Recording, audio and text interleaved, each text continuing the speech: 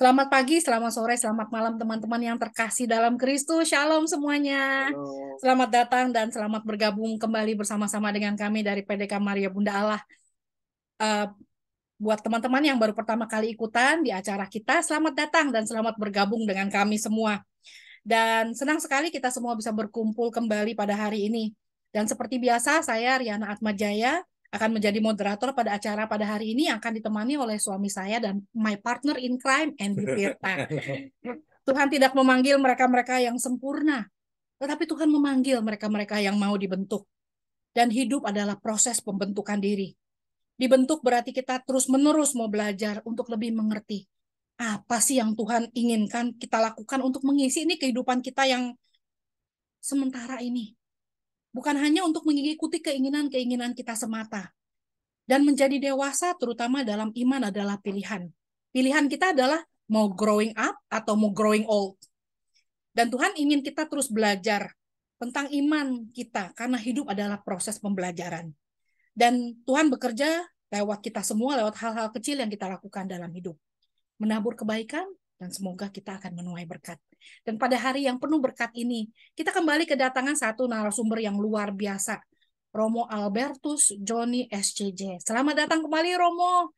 Romo Koko atau Romo Joni, selamat datang kembali di acara Hai, bersama-sama dengan salam PDK jumpa. Maria Bunda Allah. Dan pada Salam hari jumpa. ini kita akan berbagi topik tentang Yesus memberiku kemenangan. Yesus memberiku kemenangan. Ini kita baru baru dalam season Easter, masih dalam masa Paskah. Jadi kita masih merayakan kemenangan Tuhan atas maut. Dan Romo pasti akan bisa menggali ini dengan lebih dalam lagi.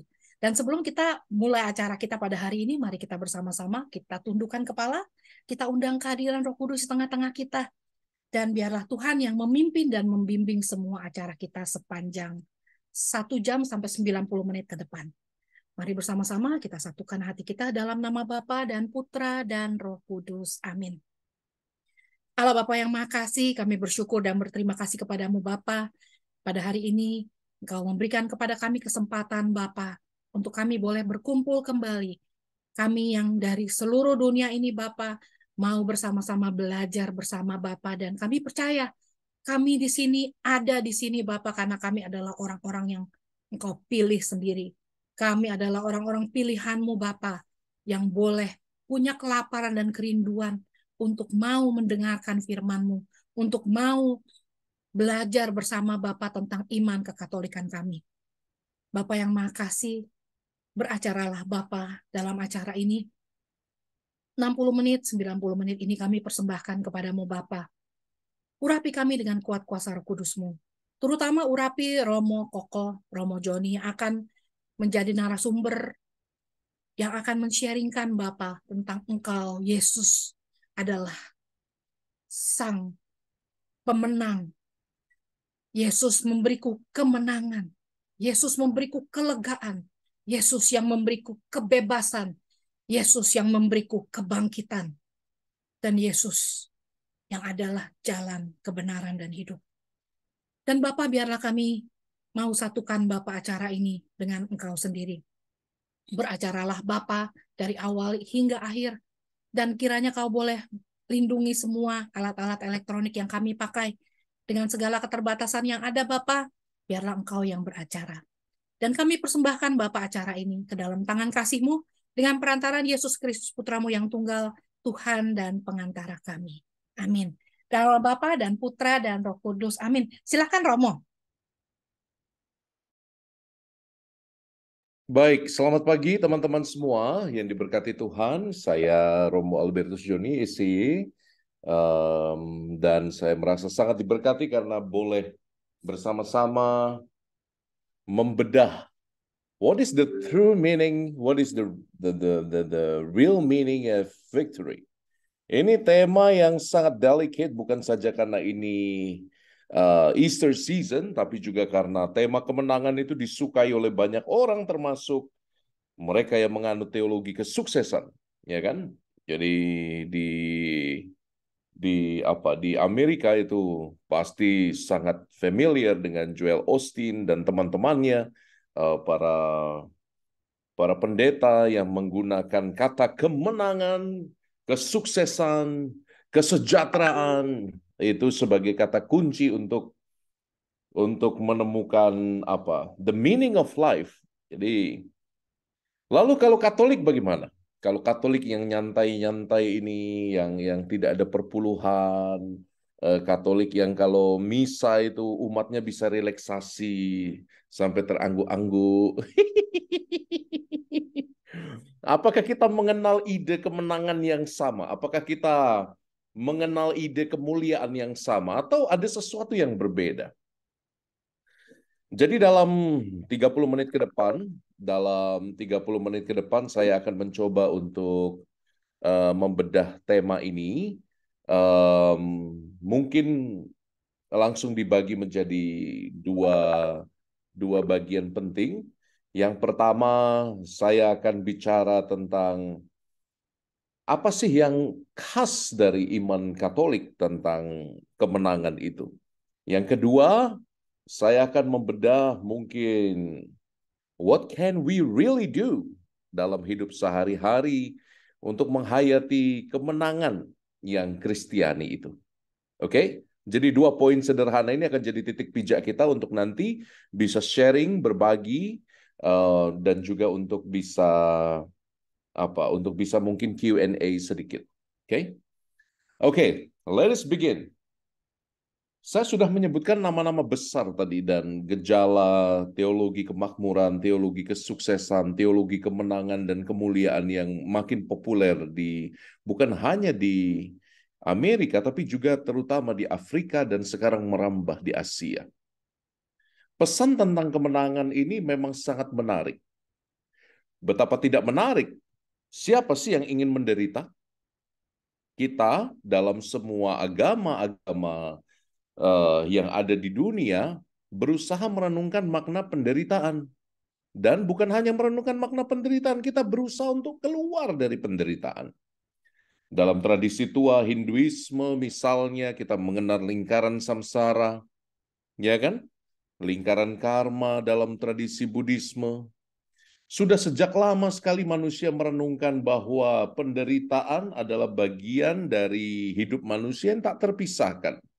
Maka penderitaan itu, kalau dalam Hinduisme dan Buddhisme, harus dilampaui dengan amal-amal baik, dengan usaha-usaha baik. Menebar kebaikan, maka nanti besok menuai kebaikan. Menebar kejahatan, besok akan menuai kejahatan. Itu logika Hinduism dan Buddhism pada umumnya tentang lingkaran karma dan penderitaan. Jadi sudah sejak lama manusia tahu bahwa penderitaan ini harus dihindari. Siapa yang mau menderita? Nah, sialnya, sialnya, Allah turun menjadi manusia ini loh. Sialnya Allah turun jadi manusia, mengenakan kelemahan manusiawi dan ikut menderita bersama kita. Sehingga kita yang orang-orang Kristiani tepuk jidat, capek deh. Capek deh, karena Allah sendiri turun memilih jalan penderitaan. Gimana mau keluar, Allahnya saja turun ke dalam penderitaan. Jadi ini membuat kita itu termehek-mehek. Bukan hanya termehek-mehek karena kita melihat wajah Allah dalam rupa manusia yang bisa menangis, bisa sakit. Wajah Allah yang bahkan dalam kemanusiaannya dia berteriak, Eloi, Eloi lama sabachthani. Dia merasa bahkan kesepian dan ditinggalkan. Jadi kita termehek-mehek karena rupanya dalam iman Kristiani, penderitaan itu tidak diperlawankan dengan kemuliaan, kesuksesan, dan kemenangan. Ini yang unik dalam iman Kristiani, teman-teman. Kalau orang dari agama-agama lain, dalam tradisi religius yang lain berusaha untuk keluar dari lingkaran karma dan penderitaan, justru dalam iman Kristiani, Allah masuk di dalam penderitaan manusia. Dan itu yang kita rayakan selama masa Prapaskah kemarin, bukan? Itu yang kita rayakan dalam masa Trihari Suci, puncak iman kita itu apa? Sengsara, wafat, dan kebangkitan. Ini paket hemat McDonald ini. Ini paket hematnya, karena you tidak bisa menceraikan penderitaan dari kebangkitan dan pula sebaliknya, tidak bisa menceraikan kebangkitan dari penderitaan. Satu paket hemat ini menurut saya adalah ciri khas dari iman Kristiani. Beli satu dapat tiga. Sengsara, wafat, dan bangkit. Itu satu paket yang tidak terpisahkan dan dengan sangat indah itu disimbolkan dalam liturgi. Trihari suci mulai dengan Kamis Putih. Dalam nama Bapa, Putra, dan Roh Kudus. Kamis Putih selesai tidak ada berkat. Jumat Agung dimulai tidak ada tanda salib. Malam Paskah dimulai tidak ada tanda salib. Ditutup dengan berkat Paskah. Karena apa? Itu satu rangkaian peristiwa liturgi. Mulai dari Kamis Putih sampai malam Paskah. Sampai malam kebangkitan. Jadi apa? Saudari-saudaraku, yang unik dari iman Katolik adalah bahwa kemuliaan, kemenangan, kejayaan tidak pernah dipisahkan dari misteri penderitaan manusiawi. Oke, ini poin pertama yang Anda harus tahu. Kalau tadi kita sebut nama Joel Osteen dan teman-temannya, pendeta-pendeta yang tersohor karena teologi kemuliaan, tahu isinya apa? You harus jaya. Ini dari etika Protestan yang sangat terkenal dari James Weber. Kalau you tidak sukses, maka you tidak atau bukanlah anak Allah yang dipilih. Oh, itu. Kalau you tidak kaya, tidak sukses, maka kamu bukanlah anak Allah yang dipilih. Maka bagaimana caranya mengafirmasi dirimu supaya kamu adalah anak Allah yang kaya? Kamu harus memberi. Memberi.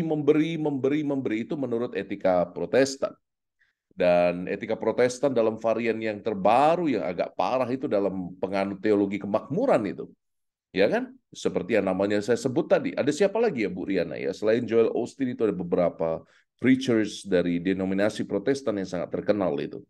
Yang mengagungkan bahwa kalau kamu memberi, kamu akan menjadi anak Allah yang diberkati. Itu tidak benar. Oke? Aduh, saya gosok-gosok jidat itu kalau tiap kali dengar pengajaran dari mereka. Ya, ada Benny Hinn, ada siapa lagi itu, ada banyak sekali itu. Dan sekarang masalahnya teologi kemakmuran ini merambah kemana-mana. Seolah-olah kemenangan itu dipisahkan dari sengsara, kemenangan dipisahkan dari misteri penderitaan, lalu kemenangan berdiri sendiri.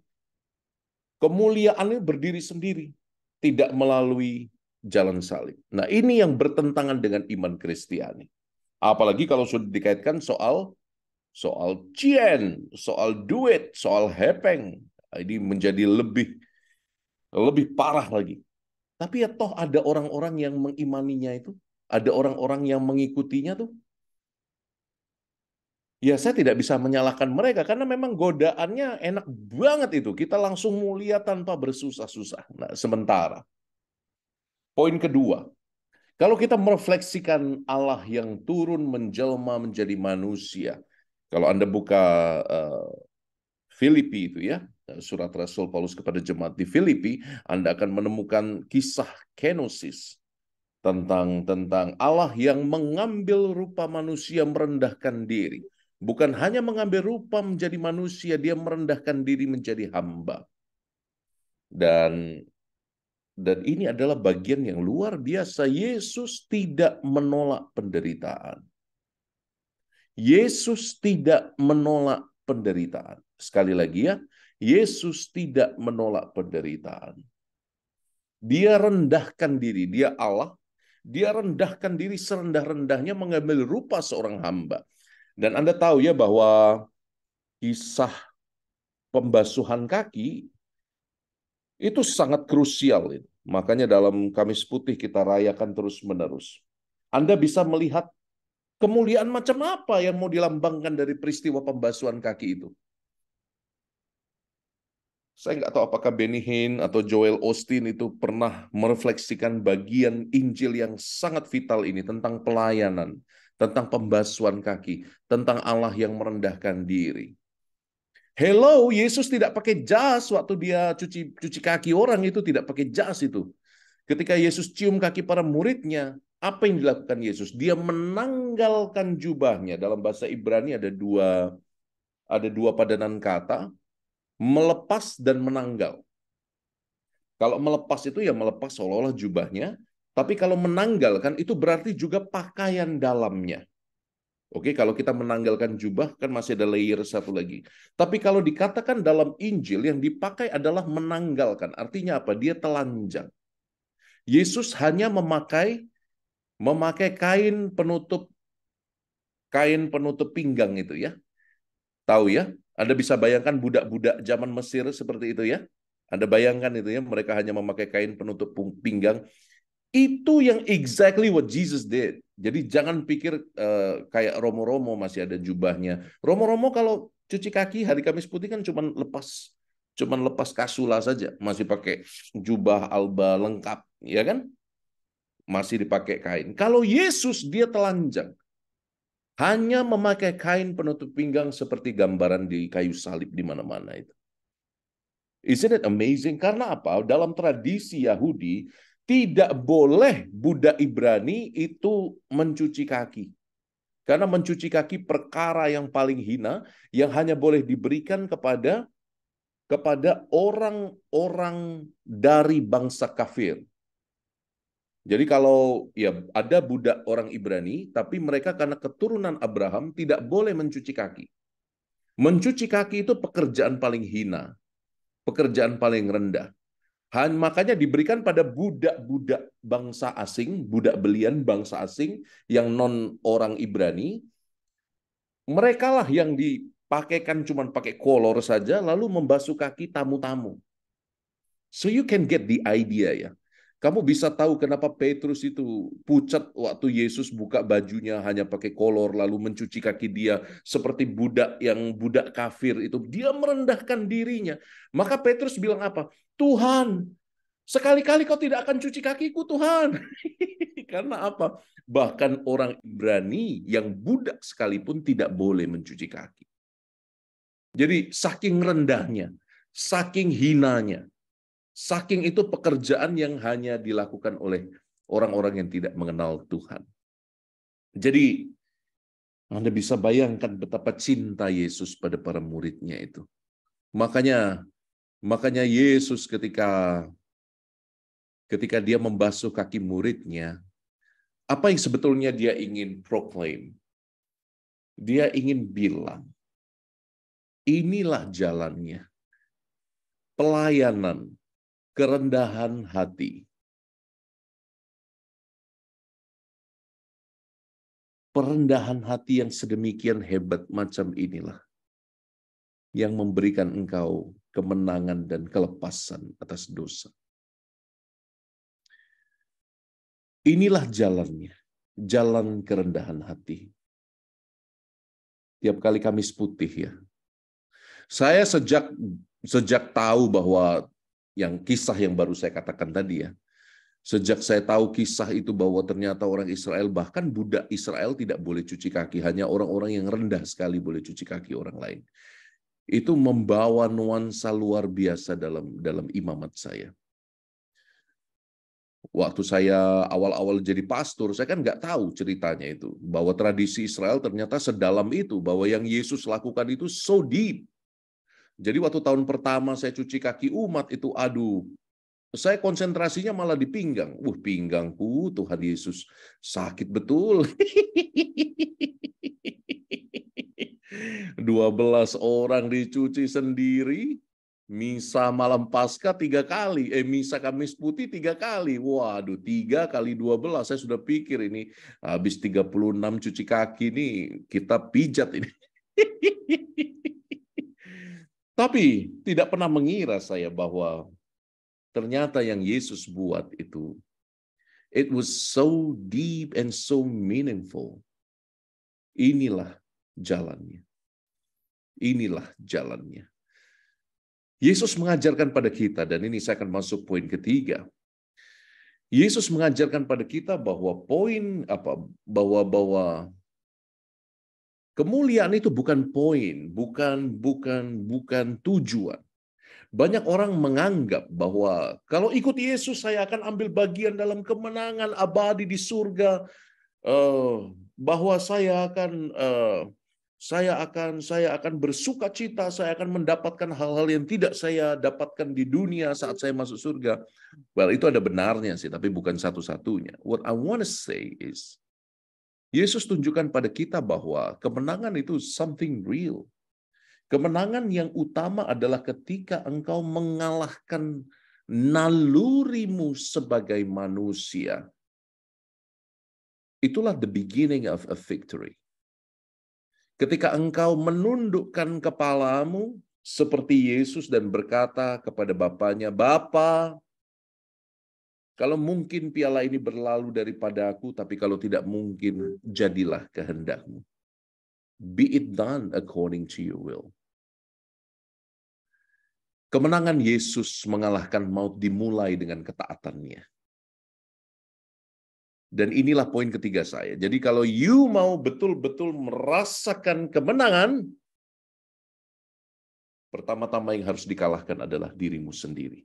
Dengan insting manusiamu, dengan naluri kemanusiaan, dengan semua kepintaran dan kalkulator yang ada di otakmu,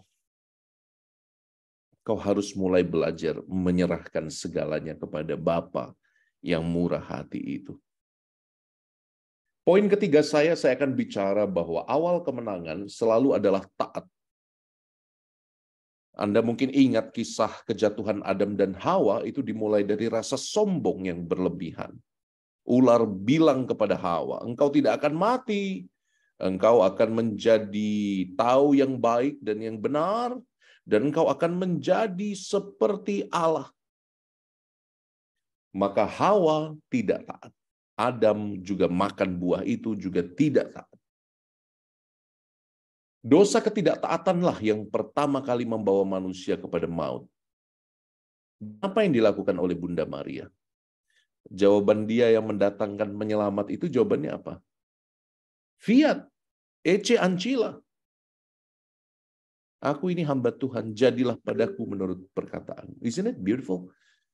Ketidaktaatan Hawa dibalas dengan ketaatan Maria. Ketidaktaatan Adam dibalas dengan ketaatan Yesus di Taman Getsemani. Yesus berdoa, "Bapa, aku taat.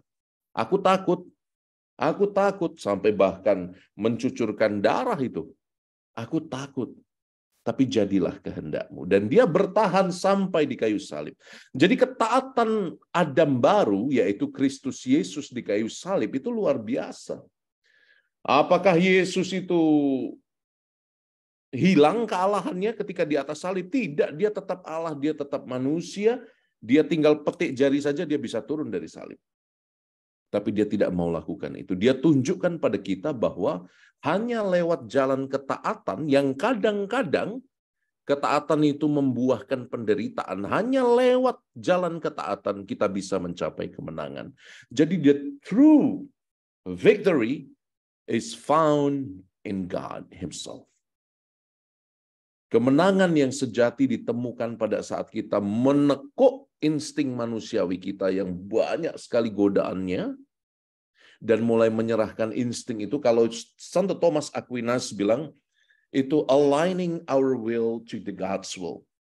Jadi kita itu seperti berjalan di atas kereta. Kita berusaha untuk mengarahkan semua potensi diri kita yang diciptakan amat sangat baik ini dengan semua insting, naluri, dorongan, untuk berjalan di atas kereta, di atas rel itu, di atas rel kehendak Allah. Jadi saya pikir ini poin ketiga dan terakhir saya. Bagaimana caramu mendapat kemenangan yang sejati? Engkau hanya mungkin bahagia, teman-teman, dalam hidup ini.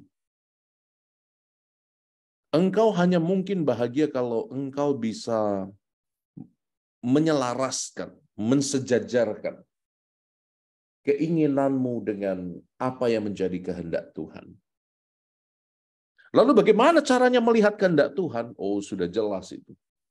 Ada gereja, ada paduan moral, ada itu sebabnya kita hidup beriman tidak pribadi, tidak privat.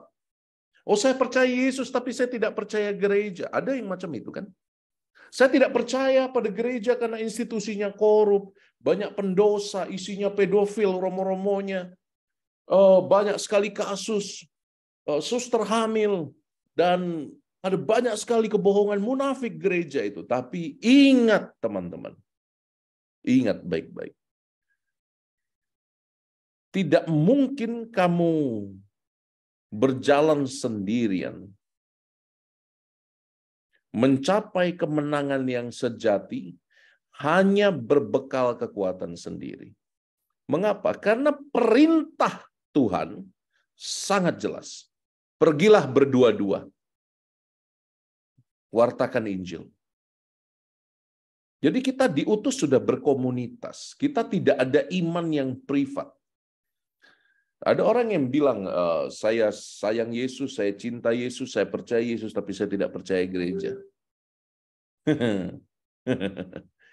Menurut saya, ya selain gerejanya juga disembuhkan, luka batinnya terhadap gereja juga harus disembuhkan. Supaya orang mengenal panduan iman bersama-sama. Bukankah lebih baik kita discerning bareng-bareng rame-rame dalam komunitas yang namanya gereja Katolik, yang satu kudus Katolik dan Apostolik, daripada kita mereka-reka sendiri, mengarang-arang sendiri pengalaman akan Allah. Ingat, iman yang otentik itu iman yang berani diuji dalam komunitas. Bahkan pewahyuan pribadi, penampakan-penampakan pada Santo Santa, itu tidak akan diakui kalau tidak diuji di dalam gereja. Apa buahnya untuk gereja? Itu ya. Jadi sekali lagi tidak ada penghayatan iman yang murni privat. Ke laut aja kalau mau murni privat itu. Ke hutan saja. Tidak ada penghayatan iman yang murni privat. Selalu iman tumbuh dalam komunitas dan harus berbuah bagi komunitas. Komunitas apa? Gereja. Jadi ini ya teman-teman ya. Waduh, ini Romonya galak ini mengajar, karena sejak jadi kepala sekolah saya menghadapi teenagers yang labil-labil ini. Sehingga saya lupa kadang-kadang saya sedang tidak berbicara dengan para teenagers. Jadi poinnya teman-teman 3 itu yang saya ingin sampaikan pada Anda. Oke? Yang pertama, mari kita mengenal apa itu makna kemenangan yang sejati. Kemenangan yang sejati bukan kemenangan yang diceraikan dari penderitaan. Kemenangan yang sejati, poin pertama saya, adalah kemenangan yang melihat penderitaan, perjuangan hidup sebagai bagian integral dari makna menjadi anak-anak Allah. Yang kedua, kita lihat Yesus sendiri. Kemenangan yang sejati hanya bisa mulai kalau kita berani taat. Berani mengambil Jesus model as our way. Melihat Yesus sebagai model hidup kita. Dan itu hanya mungkin kalau kita rendah hati. Kalau kita menundukkan kepala, berlutut di depan Tuhan. Mengangkat tangan dan mengatakan, Tuhan, aku punya banyak jalan dan pilihan. Tapi pilihan-Mu lah yang terbaik. Lead me, lead me, lead me. Lead me, God. Inilah banyak anak muda ini sekarang kebingungan dengan hidupnya. Karena apa? Banyak khawatir, banyak cemas. Romo, nanti Romo kalau lulus mau kuliah apa? Romo kalau sudah kuliah mau kerja apa? Romo kalau sudah kerja mau kawin dengan siapa? Sudah kawin. Romo, besok anak berapa? Jadi hidup selalu penuh dengan pertanyaan-pertanyaan yang mencemaskan itu ya. Dan apa? Bagi saya anak-anak muda yang sekarang ini makin lama makin lupa untuk berlutut dalam doa, mengalami anxiety problems selalu dan di mana-mana. Dan bukan hanya anak muda sih, yang anak setengah muda itu juga bisa itu mengalami anxiety problems itu. Dan yang ketiga yang saya mau katakan tadi adalah, ayo, setelah kita melihat Yesus yang merendahkan dirinya, Yesus yang mengambil rupa hamba, Yesus yang mau belajar taat, Yesus yang mau memeluk makna penderitaan. Mari kita lihat bahwa kemenangan yang sejati itu berarti pada saat kita semakin dibentuk pribadinya menjadi anak-anak Allah sejak di dunia ini. Apa gunanya engkau punya emas 25 kilo di bank? Apa ada yang punya emas 25 kilo ya? Mungkin ada ya. Apa guna apa gunanya engkau punya mutiara sebesar bakso tenis itu? Mungkin ada mutiara sebesar bakso tenis. Apa gunanya engkau punya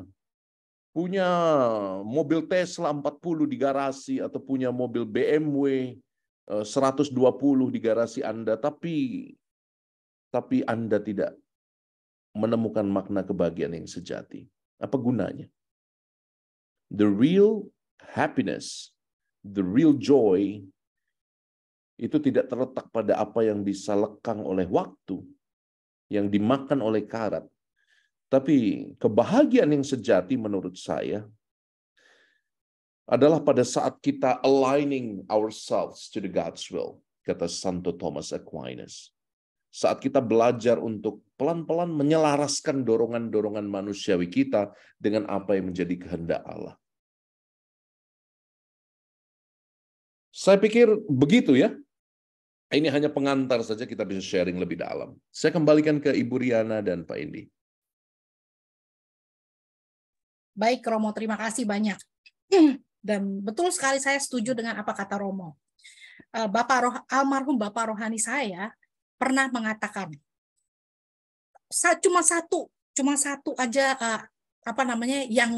yang Bapak rohani saya ingatkan. Riana, kamu harus align with God. Bersatu dengan Tuhan. Kamu harus melihat Tuhan satu garis dengan kamu. Tuhan di dalam kamu, kamu di dalam Dia. Kalau kamu nggak berjalan align dengan Tuhan, hidup kamu kacau. Hidup kamu akan kacau. Karena kenapa? Kamu banyak keinginan yang membuat kamu jadi nggak bahagia. Ketika kita align dengan Tuhan, kita menyatukan keinginan kita dengan keinginan Tuhan. Kembali lagi ke doa Bapak kami, Romo. Aduh, ini doa simple, tapi dalam. Jadilah kehendak-Mu. Ketika kita berani mengatakan kepada Tuhan, Tuhan, jadilah kehendak-Mu. Kita baru punya pengalaman nih, Romo. Tadi sebelum Romo masuk, kita baru ngobrol-ngobrol. Maminya Andy baru meninggal tadi pagi. Jadi tadi pagi kita baru kehilangan maminya, dan udah tua, memang udah 85 tahun, udah waktunya. Dan cepat sekali. Dan di keluarganya dia memang ada penyakit depresi, di mana kalau misalnya menghadapi peristiwa apalagi kayak begini nih, pasti histerik dan jadi depresi. Wah, saya udah dalam hati berdoa, Tuhan, kasih kita kekuatan. Karena kalau menghadapi permasalahan seperti ini, kalau kita nggak tenang, kalau kita nggak menyatukan keinginan kita dengan keinginan Tuhan, yang ada kita bisa jadi banyak drama. Ntar yang ada kita bisa bikin film drama Korea, repot. Jadi saya cuma berdoa. Sepanjang jalan tadi kita beresin urusan, saya berdoa. Saya bilang, Tuhan ajari saya. Ajari kita supaya kita boleh bersatu hati. Menyatukan semua keinginan kita dengan keinginan Tuhan. Saya percaya Tuhan nggak ada sesuatu yang terjadi tanpa Engkau campur tangan. Dan Tuhan bantu semua. Aduh bener lu Romo, gila. Dari tadi pagi kita jam 7.30 kita udah jalan. Sampai jam 3 sore. Semua beres. General Home beres, ini beres, itu beres, baju beres, semua beres semua. Wah, sampai ketika saya udah beres semua, sampai saya bilang, wah, puji Tuhan. Puji Tuhan. Dan kita tadi jalan pulang dan kita berdoa, kita bilang, Tuhan terima kasih. Ini bukan karena kita, tapi karena kasih karunia Tuhan yang menyertai kehidupan kita. Menyatukan semua kehendak kita dengan kehendak Dia. Pasti yang terbaik. Biarpun kadang-kadang kita harus melewati berbagai macam lika-liku dalam hidup. Tuh loh. Kan Tuhan udah bilang, siapa suruh aku, yang tadi Romo jelasin begitu indahnya. Aku Tuhan menjadi manusia loh, bahkan menderita. Tuh loh. Masa kita pengikut Yesus, kita mau jalan tol aja, enak-enak aja, nggak bisa. Tuh loh. Kadang kita mesti mulai dari hal yang kecil, Romo. Ya. Contohnya kalau saya suka minta kayak cari parkir, ya. Contoh yang simpel aja lah, cari parkir ya. Cari parkir, ya minta Tuhan parkir. Kalau bisa dapat yang dekat, nggak dapat yang dekat, jauh tetap berkat buat saya. Ya. Yang penting udah dapat. Yang penting udah dapat gitu loh. Jadi nggak membiasakan apa namanya, kita bisa bilang apa, childlike ya, Childlike, ya. Ya bukan childish ya kan. Kalau childish ya kayak minta ini itu kayak anak kecil ya kan. Jadi maksudnya enggak, kalau kita bersikap salah, kita akan selalu jadi ya salah lah. Jadi kita jadi ya punya iman yang salah lah gitu. Kalau udah salah jalan ya jalan-jalan terus lah ya kan. Buat saya sih pikir gitu dimulai dari hal yang kecil. Kalau hal yang besar sampai istilahnya sampai kayak kasusnya PK pagi ini, ya sampai kehilangan seorang ibu atau gimana, kalau kita tidak mulai dari, walaupun masih sedih, nggak ada saat-saat gitu, tapi kita merasakan kita ya karena kita udah biasa menjalankan, jadi ya lebih mudah buat saya sih. Betul. Walaupun tidak mudah, ya kan. Betul. Dan saya percaya setiap kali perpisahan bukannya berarti kalau itu perpisahan selama-lamanya kan. Saya nggak pernah bilang kalau kita lagi ada funeral atau ada acara perpisahan, kita bilang, wah apa namanya, selamat tinggal. Enggak, sampai ketemu. Saya selalu bilang sampai ketemu. Ya, sampai berjumpa lagi nanti. Soon or later, kita nggak tahu. Tuh ya, jadi saya percaya kalau semua yang terjadi dalam hidup kita bukan satu kebetulan. Tuhan yang atur sedemikian rupa. Dan saya membuka kesempatan untuk teman-teman yang ada sharing, mau cerita atau mau bertanya sama Romo. Topiknya luar biasa. Saya jadi ingat sama satu lagu di Kamis Putih itu. Gila ini Romo benar-benar. Kemarin Trihari Suci pertama kali dalam hidup saya merasa banget. Saya dari hari Kamis Putih, Jumat Agung, Sabtu, itu air mata, banjir. Karena Kamis Putih beneran saya berasa banget apa yang Romo ceritain tadi. Sampai saya bilang, wah, kok sama ya? Gitu loh. Persis banget. Karena saya merasa, aduh my goodness, Tuhan. Karena sama-sama bulat. Jadi apa namanya, pengalaman luar biasa. Dan siapa teman-teman yang mau cerita, mau bertanya, silakan saya buka. Buat 1-2 orang yang mau sharing atau yang mau bertanya, silakan. By the way, condolences untuk Riana dan Andy ya. I'll pray for your mom ya.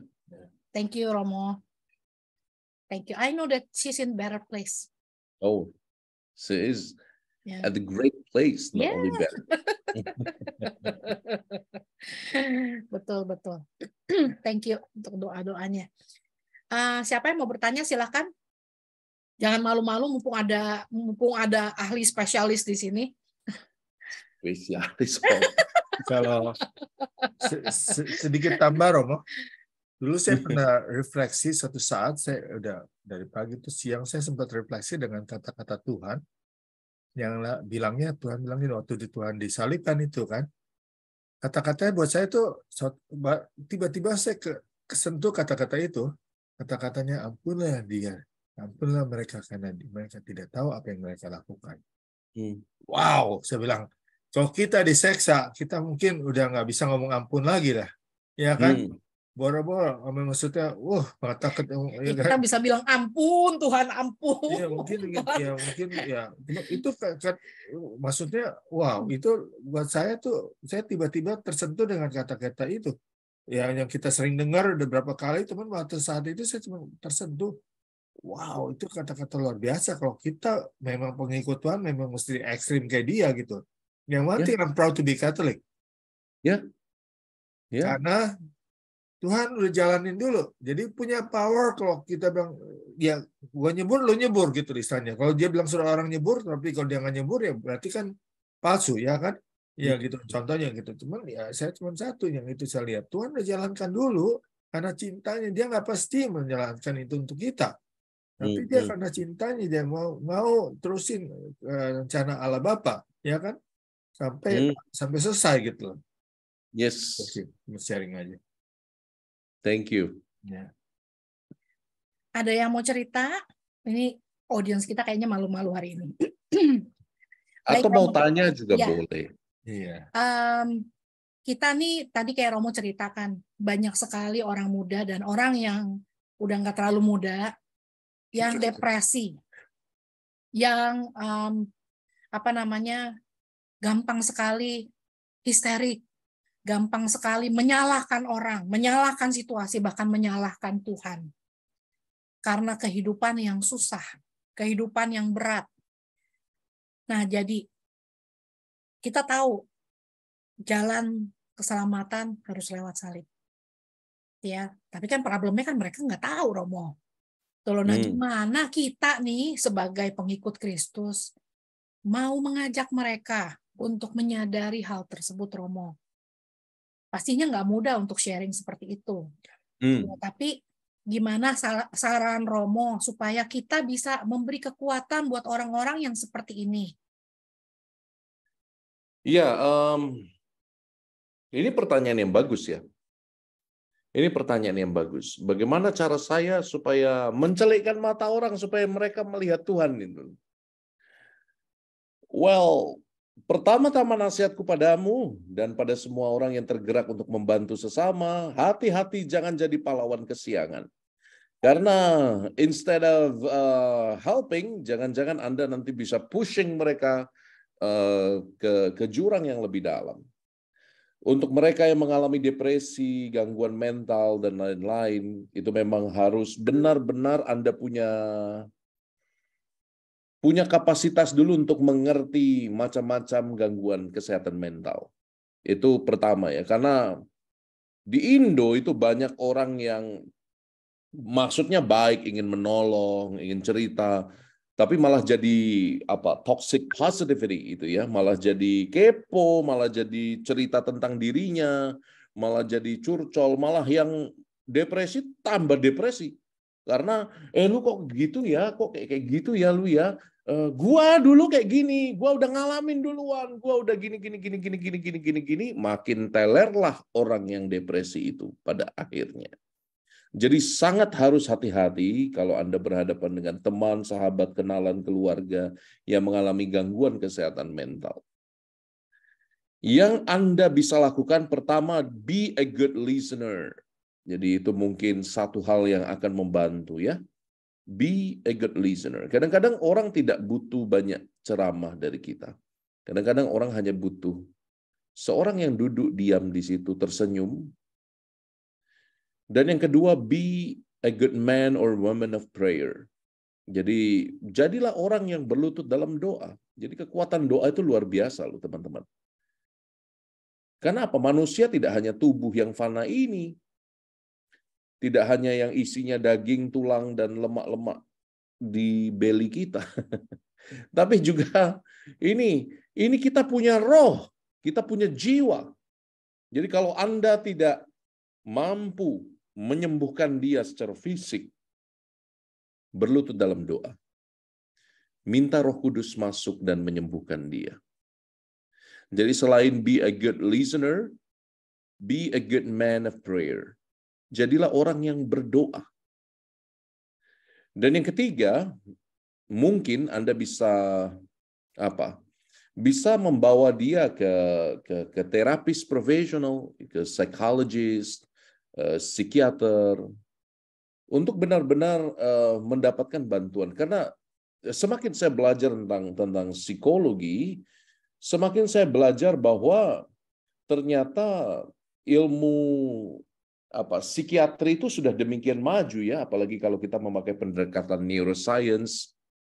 Itu sebetulnya bisa dipadukan antara pendekatan iman dengan pendekatan neuroscience, dengan pendekatan psikiatri. Itu akan sangat membantu seseorang untuk pulih, bukan hanya dari sisi biologisnya, tapi juga dari sisi kejiwaan dan sisi iman. Jadi apa yang mau saya katakan? Ya, Anda harus melihat kalau memang gejalanya sudah sangat berat, mungkin Anda bisa membantu mereka pergi ke terapi. Ada satu anak muda yang saya bantu ketika saya masih kuliah di Amerika. Saya sangat concern karena dia sering melukai diri sendiri, gitu ya. Dia sering melukai diri sendiri, pakai pisau, pakai alat cukur, itu sering beset tangannya. Padahal tidak pakai narkoba. Jadi saya merasa ini kalau cuma didoakan saja tidak akan mempan, ini tidak akan sembuh ini. Sampai Yesus turun kedua kali juga dia nggak akan banyak terbantu kalau kau cuma doa saja. Jadi jadi bantu dia dengan sesuatu yang konkret. Be a good listener, pray for him. Dan saya bawa dia ke salah satu psikiater, dan akhirnya ketahuan ternyata hormonnya imbalance di otak. Dan setelah dia dibantu dengan obat, dibantu dengan sesi konseling, sembuh. Lulus sarjana dengan baik dan happy. Jadi rupanya ada satu periode yang memang periode yang harus dilalui dalam hidup. Jadi kalau untuk kesehatan mental kita harus hati-hati. Oke? Kita bukan ahlinya kecuali Anda memang psikolog atau psikiatris, tapi setidaknya Anda bisa lakukan dua hal sederhana. Be there, jadilah good listener, jadilah pendoa yang baik, bantu dia untuk cari pertolongan. Itu jawaban saya. Ya, thank you. Itu pertanyaan yang bagus banget itu. Iya, terima kasih Romo. Betul. Satu yang kata-kata yang kita selalu ngomongin hari-hari ini adalah jangan kepo. Kita kadang-kadang kekepoan. Jadi bukannya membantu orang, kita malah menyesatkan orang karena kekepoan kita. Kurang bijaksana. Ya, betul. Maksudnya baik tapi kurang bijaksana. Iya, betul. Betul. Ya. Dan lagi Romo, gimana Romo kalau kita nih menghadapi orang-orang Katolik loh ya, tapi yang mulai cenderung ke agnostik, hanya mau ya gue percaya sama Tuhan, tapi gue nggak mau ke gereja lagi, ngapain gitu loh, atau gue udah nggak percaya sama agama, gue percaya aja sama Tuhan. Tuh, agnostik itu semakin besar di Amerika. Karena masalahnya mereka udah nggak percaya dengan institusi, mereka hanya percaya dengan ya gue percaya dengan Tuhan, gue jadi orang baik aja cukup kok. Kenapa mesti percaya sama Tuhan? Kenapa mesti ke gereja lagi? Nah, gimana kita untuk menyikapi hal-hal seperti itu dan membawa mereka untuk kembali lagi, Romo? Well, gini ya, jadi ada yang mengatakan bahwa Tuhan itu sifatnya privat dan personal, maka tidak perlu institusi-institusi. Dari mana kamu tahu? Apa keyakinanmu? Apa dasarmu? Baliklah ke kitab suci.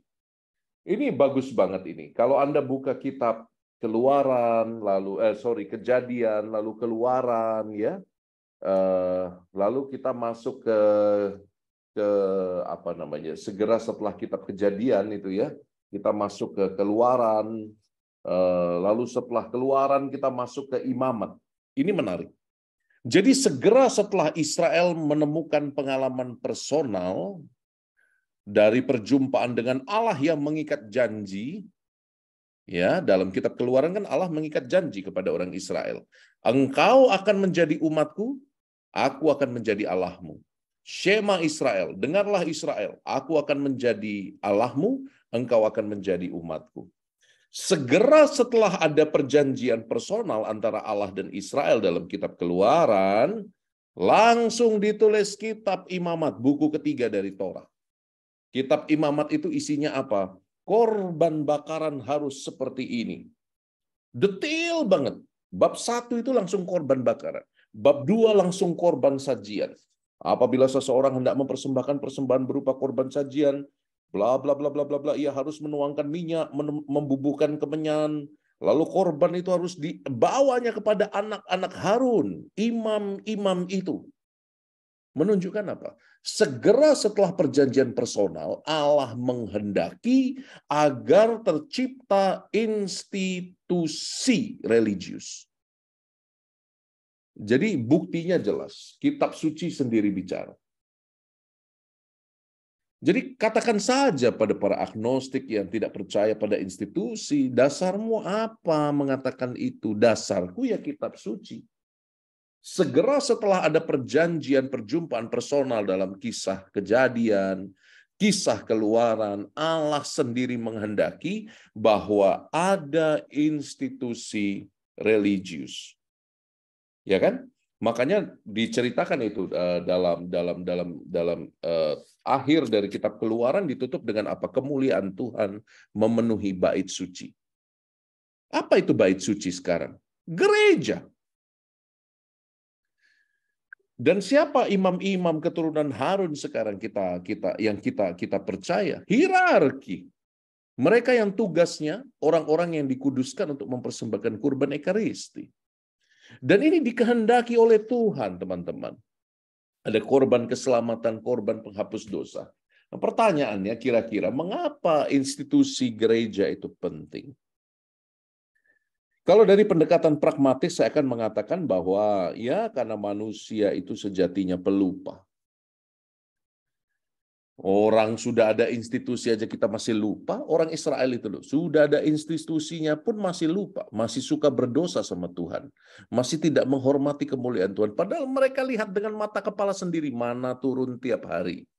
Daging burung itu diberikan terus-menerus untuk mereka makan di padang gurun. Tapi masih membuat lembu tuangan. Kan kurang ajar Israel ini. Jadi yang sudah ada institusi pun masih tergoda untuk lupa dan berdosa kepada Allah. Apalagi mereka yang mendaku diri institusi tidak penting. Aku bisa percaya pada Tuhanku, pada imanku. Hello, Anda tidak sedang shopping di mall. Oke? Inilah ekses dari liberalisme yang keterlaluan itu eksesnya ada banyak. Salah satunya ini. Manusia hanya ingin percaya pada apa yang dia ingin percaya. Itu. Jadi itu pandangan yang sangat liberal. Saya berhak menentukan apa yang saya percayai sendiri. Hello. Anda tidak sedang shopping. Anda sedang menyembah kekudusan Allah yang memang dihadirkan dalam institusi religius, yang memang dikehendaki oleh Allah sendiri. Sebagai reminder untuk kita supaya tidak mudah lupa dengan panggilan kita sebagai orang-orang kudus. Gitu ya. Jadi bagaimana cara menjawab dan meyakinkan? Mungkin Anda tidak bisa meyakinkan para agnostik untuk itu karena mereka punya basic set of belief sendiri, tapi Anda setidaknya jangan tergoncangkan dengan argumen-argumen mereka. Karena argumennya harus dari kitab suci. Oke? Argumennya jelas, Allah sendiri yang menghendaki institusi sejak awal mula perjanjiannya dengan bangsa Israel. Dan itu nanti setelah Anda masuk kisah para rasul, Anda bisa melihat bagaimana gereja perdana itu mulai berkumpul untuk bersekutu memecah roti ekaristi bersama-sama. Ya toh? Bukan hanya bersama-sama, mereka juga menyerahkan hartanya di kaki para rasul untuk dibagikan bersama-sama. Jadi tidak ada yang kekurangan sama sekali. Semua berbagi berkat, berbagi ekaristi, mendengarkan firman Tuhan, dan itulah awal cikal bakal dari institusi yang kita sebut gereja yang satu, kudus, katolik, dan apostolik. Semoga membantu.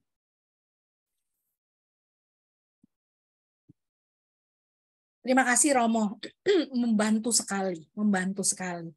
Ya, at least kita nggak perlu argue lah sama mereka lah ya. Kita saling menghormati aja apa pandangan mereka dan apa pandangan kita. Itu loh. Tapi ya paling nggak kita tahu kalau dasar iman kita tuh apa. Ya banyak orang Katolik yang tidak mengerti dasar iman mereka apa. Makanya ketika argumentasi dengan teman-teman yang seperti itu dan mereka bilang benar juga ya gitu loh. Gampang banget terimanya, benar juga ya. Oh iya juga, mendingan percaya aja sama Tuhan tapi gue gak percaya sama yang lain gitu loh. Di kitab Imamat itu unik sekali. Diatur detil-detilnya itu. Baju imam itu harus dari batu permata yang macam ini. Itu nanti harus dibuat hari raya ini, hari raya ini, hari raya ini, seluruh bangsa Israel harus buat ini, buat ini. Jadi memang sudah diatur dan itu dikehendaki oleh Tuhan. Jadi teman-teman jangan pernah bilang bahwa iman itu sifatnya personal saja. Sama seperti dosa, iman itu sifatnya komunal. Dosa itu tidak ada yang privat. Anda berdosa sendiri pun seluruh gereja menderita akibatnya. Nah, ini juga mungkin pengertian yang baru ini. Tidak ada dosa yang privat. Itu sebabnya kita mengaku dosa. Itu sebabnya kita mengaku dosa kepada imam, kepada perwakilan gereja. Kita meminta maaf kepada semua anggota jemaat yang diwakilkan oleh para romo. Jadi bahkan urusan minta ampun atas dosa kita, itu memang ada simbol sosialnya. Tidak pernah pengakuan dosa itu sifatnya tanda petik privat. Langsung minta sama Tuhan diampuni. Bisa sih, bisa, tapi efek sosialnya juga ada. Dan itu yang kita alami. Dosa sama dengan iman selalu bersifat sosial, komunal. Baik, terima kasih Romo. Terima kasih untuk jawaban atas pertanyaan-pertanyaan yang sulit. Baik, nggak ada yang mau bertanya lagi kah teman-teman? Udah pada jago-jago Saya lihat semua. di kolom Ya, chat. ada yang mau bertanya. Oke, baik. Ada satu teman yang bertanya, Romo, saya ingin tanya, bagaimana tahu dengan pasti kalau apa yang Tuhan mau terhadap kita? Bagaimana melihat clue-nya atau tanda-tandanya, Romo, apa yang Tuhan mau kita kerjakan? Bakar menyan, lalu bakar hiu, pai-pai, Tuhan kau mau apa? Ya enggak gitu ya. Bagaimana caranya kita tahu? Satu kutipan Injil itu ya, go to the deep. Pergilah ke tempat yang lebih dalam. Go to the deep. Gini loh, apa yang mau saya katakan? Kadang kita itu bukannya tidak mampu melihat rencana Tuhan, kita tahu apa yang Tuhan mau sebetulnya. Tapi naluri kemanusiaan kita, perhitungan kita, rencana kita, kalkulator kita, itu lebih kuat daripada iman kita. Sehingga itu yang membuat Petrus dan para murid yang lain itu ya, Yakobus, Yohanes itu yang satu perahu dengan dia waktu itu, ragu. Kan mereka sudah semalam-malaman menangkap ikan tapi nggak dapat. Lalu tiba-tiba ada seorang guru muda yang bukan seorang nelayan, dia guru muda masih 30 tahun, rambutnya pun belum ubanan. Tiba-tiba datang ke tepi pantai ngomong sama nelayan-nelayan ini, pergi sana ke tempat yang lebih dalam, nanti kamu akan dapat ikan. Coba, gimana nggak gondok? Saya loh nelayannya, saya puluhan tahun menyelam, memancing. Saya nelayannya, saya lebih tahu dari kamu guru muda. Tapi karena engkau yang bersabda, ya akan kutebarkan jalannya. Mereka memutuskan untuk pergi lagi. Ketika diangkat, perahu mereka hampir tenggelam. Ini sebetulnya lambang dari pergulatan kita untuk mengenal apa yang menjadi kehendak Allah.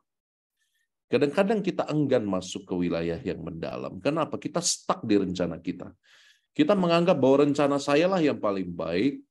Kenapa sih? Karena manusia itu lekat pada predictability itu. Kita itu nyaman kalau semuanya itu bisa diprediksi. Kita nyaman kalau semua itu bisa diperhitungkan, ditebak. Makanya sekarang ini menjadi actuaries itu untuk perusahaan asuransi itu paling mahal sekarang ini. Ya kan? Karena predictability. Kita tahu bahwa hidup kita tuh tidak bisa reverse. Itu sebabnya apa? Sebabnya kita butuh prediksi. Dan kadang-kadang dalam menentukan prediksi kita mematikan unsur Tuhan. Karena Tuhan tidak bisa diprediksi. Maka jawaban saya atas pertanyaan ini, bagaimana caranya supaya saya tahu apa yang menjadi kehendak Tuhan? Bagaimana cara saya membaca clue-nya? Go to the deep. Lepaskan perhitunganmu dulu untuk sejenak waktu. Serahkan pada Tuhan. Dan rasakan bahwa buah roh yang menuntunmu mengambil keputusan kadang-kadang akan menyertai kalau engkau sungguh menyerahkan semua pada Allah. Apa buah roh itu? Damai, sukacita. Jadi kalau kau merasa damai saat mengambil keputusan, dan kau merasa Tuhan setelah engkau berproses sekian lama, engkau menyerahkan kepada Tuhan, aku serahkan ini padamu. Itu akan membuatmu itu, punya perspektif berbeda. Mungkin keputusannya bahkan sama dengan apa yang kau hitung. Saya tidak minta sesuatu yang sama sekali absurd atau naif, tidak. Mungkin memang yang sudah kau hitung itu membawa damai sejahtera, then do it. Tapi jangan pernah berjalan mulai tanpa Allah. Jangan pernah eksekusi tanpa Allah, dan jangan pernah ketika eksekusimu gagal, kau menyalahkan Allah. Oke? Nah, ini adalah tanda kematangan rohani. Go to the deep, go to the deep. Tiap kali. Mulai dari perencanaan, eksekusi, bahkan dalam kegagalan, satu kalimat ini akan membantumu untuk mengenal apa yang Tuhan mau. Go to the deep. Pergi ke tempat yang lebih dalam. Semoga membantu. Terima kasih Romo. Mungkin banyak dari kita yang masih bingung nih, gimana caranya untuk kita go to deep-nya itu loh Romo. Duk in altumnya memang kedengerannya gampang gitu ya. Tapi kadang-kadang tuh kita nggak tahu gimana caranya untuk go to the deep-nya, Mo. Satu, journaling. Itu sangat membantu Anda. Do journaling. Buat refleksi tertulis tiap malam. Apa yang Tuhan sampaikan pada Anda dalam pengalaman Anda hari itu. Nanti suatu saat ketika Anda bingung dengan jalan pilihanmu, Anda sudah doa tidak ketemu, novena juga tidak terbuka jalannya, Anda bisa buka lagi catatan harianmu. Dan sebetulnya dari sana Allah sudah membimbing kau pelan-pelan untuk sampai pada keputusan yang harus kau ambil. Maka journaling itu penting. 2, milikilah pembimbing rohani. Jangan merasa sok bisa. Capek merasa sok bisa itu. Betul. Ini rambut putih nih gara-gara merasa sok bisa. Jadi, katanya kalau orang botak di depan, cintaku padamu, pada Anda semua, bapak-bapak yang mengalami kekerontokan rambut, kalau Anda botak di depan itu pemikir, kalau Anda botaknya di belakang itu katanya orang pintar, tapi kalau Anda botaknya dari depan sampai belakang itu katanya dia pikir dia pintar. Jadi nggak pintar-pintar banget.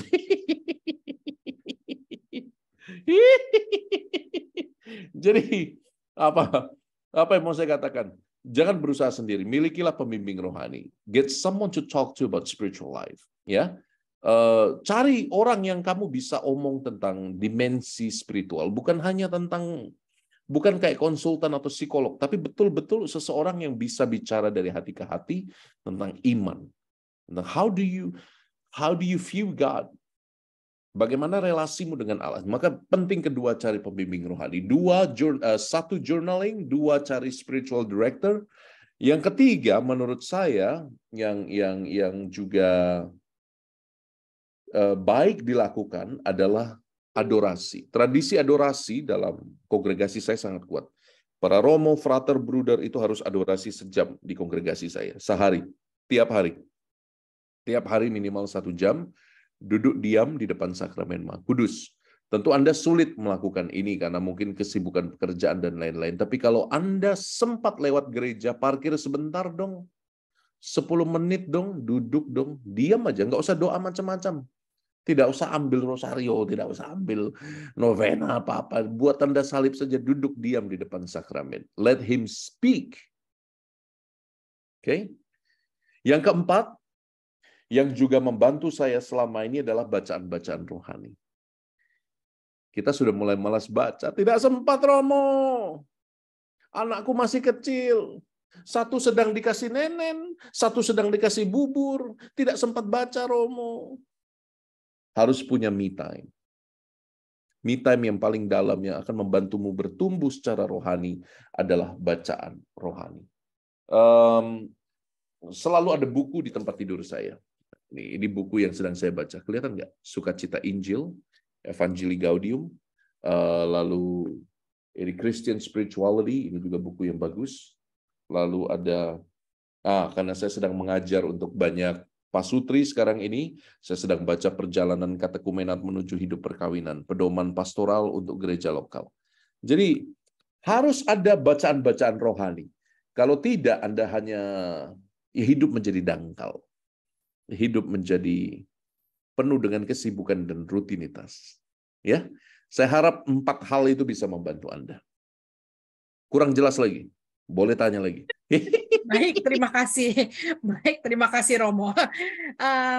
Dan satu lagi, kalau buat teman-teman yang lagi mencari lagi mencari kehendak Tuhan atau lagi mau belajar tentang iman kekatolikan lebih dalam, ikutlah CAP. Gue jadi promosi CAP deh. Ikutlah CAP, kursus evangelisasi pribadi. Ya, karena kenapa? Dari kursus evangelisasi pribadi kita belajar. Kita saling menguatkan satu sama lain, berjalan bersama dengan grup CAP masing-masing. Dan kita lagi jalanin CAP di sini, Romo, udah berapa bulan ya?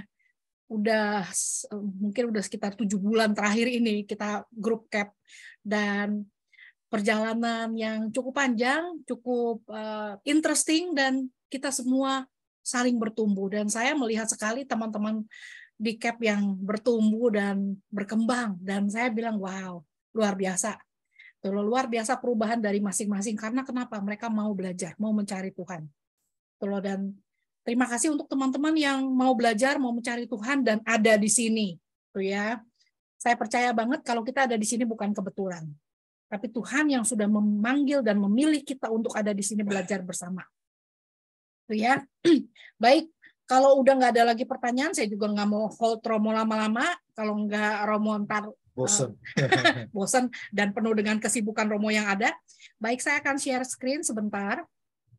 Bagi teman-teman yang ingin berpartisipasi untuk persembahan kasih untuk Romo Joni dan karya Romo Joni, yang ingin memberikan persembahan kasih, silakan mengirimkan Zelle. Yang buat yang di Amerika, tolong dikirimkan Zelle ke saya, Riana, 650-580-3488.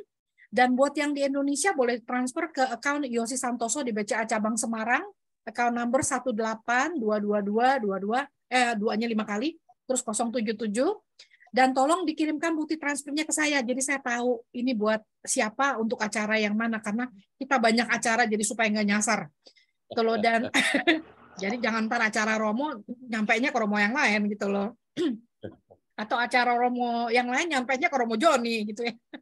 Dan 100% dari apa yang teman-teman berikan, kita kembalikan dan kita berikan untuk karya dari masing-masing pembicara. Dan terima kasih untuk kebaikan. Sis Riana boleh terakhir, Sis Riana? Yes. Boleh terakhir? Ya, silakan. Begini, saya dengar harus ada jurnal, bagus saya dengar. Tapi saya coba mau bertanya, saya kan lagi bergumul, ingin periksa sih ke dokter, karena saya kan sudah, kalau misalnya dioperasi ini berarti ketiga kali payudara sebelah kiri saya dioperasi. Nah sekarang saya lagi bergumul, memang ada rasa nyeri, tapi saya bilang, Tuhan kalau boleh dengan perayaan Ekaristi yang saya ikuti setiap hari, bolehkah saya memperoleh mujizat? Tapi kalau memang cawan ini harus Ansela terima, ya Ansela siap. Bagaimana ya menurut Romo? Ya, pertama saya harap semua berjalan baik untukmu, Ibu Ansela. Iya. Kedua, tidak mudah. Ini perkara kesehatan terutama, kita boleh berharap tentang mujizat. Tapi ingat, mujizat itu diberikan dalam 2 kondisi. Mujizat diberikan dalam kondisi biasa, artinya lewat tangan perawat dan dokter pun kau bisa sembuh dan menerima mujizat kesembuhan. Atau mujizat diberikan yang kedua lewat yang extraordinary, artinya bisa hilang seketika, dan ini saya alami beberapa kali. Saya berharap engkau mengikuti prosesnya. Engkau tidak menolak penderitaan. Bahkan orang yang mendapatkan mujizat yang luar biasa tadi juga melalui proses penderitaan kok. Jadi alih-alih kita berpikir tentang hasil akhir, alih-alih kita berpikir tentang Tuhan, saya mau dong lewat ekaristi ini supaya kankerku disembuhkan, supaya penyakitku disembuhkan. Oh, boleh berharap. Boleh. Roma bab 5 ayat 5 itu ya. Mana itu tadi saya baru buka itu. Itu bagus banget itu. Mana tadi? Sebentar. Bukan hanya itu. Roma bab 5 ayat 3 sampai 5. Roma bab 5 ayat 3 sampai 5. Bukan hanya itu saja, kita malah bermegah juga dalam kesengsaraan kita. Karena kita tahu bahwa kesengsaraan itu menimbulkan ketekunan, dan ketekunan menimbulkan tahan uji, dan tahan uji menimbulkan pengharapan. Dan pengharapan tidak mengecewakan karena kasih Allah telah dicurahkan dalam hati kita oleh Roh Kudus yang telah dikaruniakan kepada kita. Ya dan amin. Ini ayat untukmu, Ibu. Jadi rupa-rupanya kalau engkau tidak menolak kesengsaraan, mujizat yang kau dapat bukan hanya kesembuhan. Paulus mengatakan buah yang kita dapat bukan hanya kesembuhan fisik, tapi juga apa? Ketekunan. Ketekunan untuk menahan sengsara yang akan melahirkan tahan uji melahirkan pengharapan. Mungkin ini mujizat yang lebih engkau butuhkan daripada sekedar mujizat fisik. Ya dan amin. Maka kudoakan engkau mendapatkan mujizat hati yang besar. Hati yang mau ikut jalan Tuhan. Hati yang mau berserah kepada jalannya. Terima kasih. Ya, terima kasih banyak Romo atas jawabannya. Dan ya, Sis Ansela, nggak usah takut. Berjalan bersama-sama dengan Tuhan, kita nggak sendirian. Kita harus melalui jalan salib, betul. Melalui semua penderitaan, melalui semua macam-macam. Tapi kita percaya, kalau Tuhan tidak pernah meninggalkan kita seorang diri. Saya pernah ceritakan waktu itu kan, ada satu orang yang kebetulan terkena kanker otak yang waktu itu saya kunjungi waktu pas saya nengokin mama saya lagi sakit di Jakarta. Dan ketika saya kunjungi, saya cuma bilang, baik mari kita bersama-sama berdoa ya, kita berdoa bersama. Terus dia dari Kristen denominasi yang lain, dan saya bilang percaya Tuhan Yesus, percaya mari kita berdoa. Ketika saya berdoa dan saya melihat dia sedang menanjak salib, berjalan salib bersama-sama dengan Yesus, dan saya bilang, kamu saat ini sedang berjalan salib bersama-sama dengan Tuhan, naik ke dalam tanjakan yang tinggi. Tapi Tuhan Yesus pegang tangan kamu. Kamu nggak jalan sendirian. Itu ya. Ketika saya ngomong begitu ke dia dan dia menangis. Dia menangis. Karena di situ dia diteguhkan kalau dia nggak sendirian dalam penderitaannya. Oke. Setelah saya berbicara begitu, setelah kita selesai berdoa, mukanya sudah berubah. Dan saya percaya saat itu Tuhan menjamah, memberikan kekuatan. Jadi saya percaya kalau Tuhan sedang bekerja dalam diri Bu Ansela lewat semua yang terjadi, apa yang Romo bilang tadi benar. Memberikan peneguhan, tahan uji, memberikan pengharapan baru. Dan percaya, waktunya Tuhan tidak pernah datang terlambat. Selalu datang tepat pada waktunya. Ya. Terima kasih banyak Bu Ansela untuk sharingnya dan untuk komennya, dan Tuhan berkati. Tuhan kasih kekuatan selalu. Dan terima kasih banyak Romo untuk waktunya bersama-sama dengan kita. Dan terima kasih untuk bahan yang luar biasa. Tuhan Yesus memberi kemenangan. Kita sering lupa. Kita sering mengandalkan kekuatan kita sendiri. Dan kita lupa kalau Tuhan ada bersama-sama dengan kita. Dan terima kasih sudah mengingatkan kita. Kalau sebelum kebangkitan itu ada penderitaan. Tapi kita juga jangan lupa kalau setelah penderitaan, kematian, ada kebangkitan.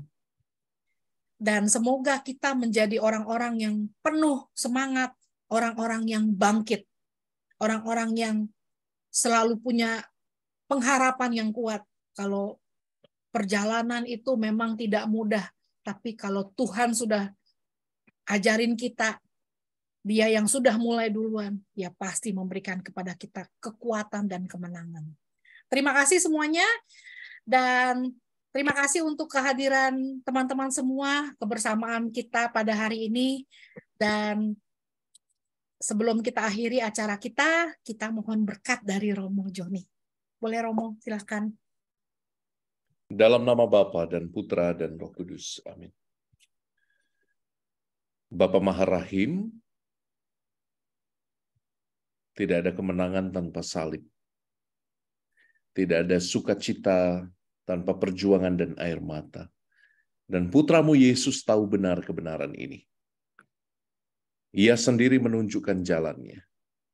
Bahwa sengsara memberi berkat yang lebih besar daripada penderitaan itu sendiri. Maka kami mohon, semoga Engkau memberkati kami semua. Engkau memberi kami kekuatan untuk maju berkembang dalam iman, harapan, dan cinta kasih. Berkati setiap peserta Zoom meeting ini, baik di Zoom maupun di YouTube.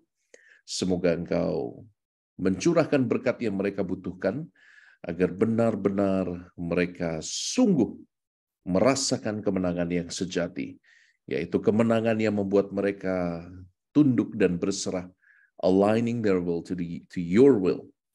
Dan kami serahkan semua ini dengan pengantaran Kristus Tuhan kami. Amin. Kita semua diberkati, dilindungi dengan berkat Allah yang Maha Rahim, Bapa dan Putra dan Roh Kudus. Amin. Terima kasih banyak Romo. Sampai Terima kasih, berjumpa Romo kembali Joni. next time ya Romo ya.